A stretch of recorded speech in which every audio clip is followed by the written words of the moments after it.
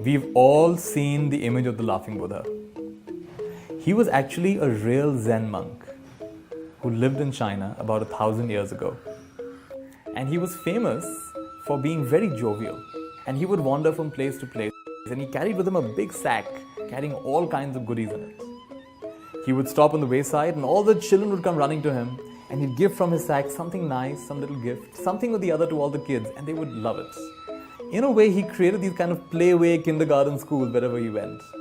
And he would tell stories, and he would laugh with the kids, and he would roll in the mud with them.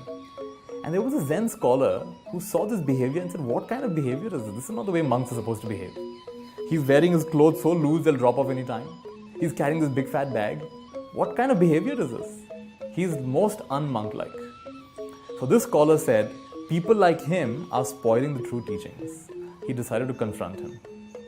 So one day, as this monk was walking down the road, this Zen scholar came in front of him and pulled out a sword and held the sword to him and said, tell me the meaning of Zen.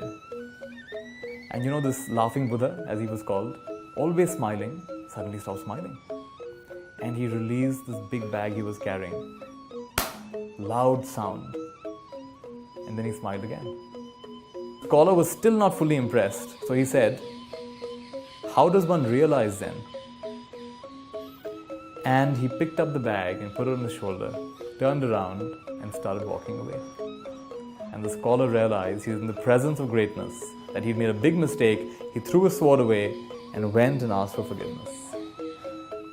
So in this story, without even saying anything, the monk is conveying some of the deepest lessons. What is the meaning of Zen? Put down the burden. What burdens are we carrying? Mental, emotional, from the past, worrying about the future. If we have picked up those burdens, we can also spontaneously put them down. Right now, put them down. And once you learn to put it down, you can re-engage, this time not being caught up. You don't run away from your responsibilities, you engage without getting caught up in them. And so he picked up the bag again and he began walking.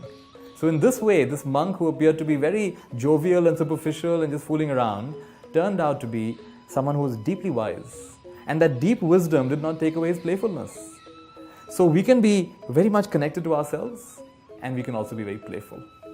So this is a light-hearted approach to a really wise way of living. And the laughing Buddha, the Zen monk, represents that wonderful teaching.